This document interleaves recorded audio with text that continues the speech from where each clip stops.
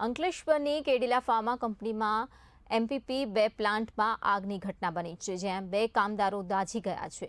આ દાઝી જવાના મામલામાં FSL દ્વારા તપાસ હાથ ધરવામાં આવી રહી છે. બીજી તરફ ઇન્ડસ્ટ્રીયલ સેફટી એન્ડ હેલ્થ વિભાગ દ્વારા કંપનીને ક્લોઝર નોટિસ પણ ફટકારાઈ છે.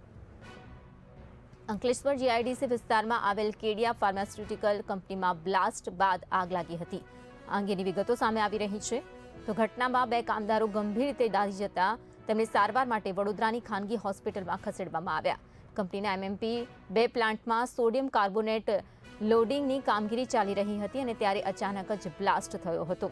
આ ઘટનામાં ઇન્ડસ્ટ્રીયલ સેફટી એન્ડ હેલ્થ વિભાગે ઘટનાની ગંભીરતાથી લઈને કંપનીને ક્લોઝર નોટિસ ફટકારી છે. આ મામલે પોલીસે FSL ટીમ સાથે કંપનીમાં પહોંચીને તપાસ શરૂ કરી છે.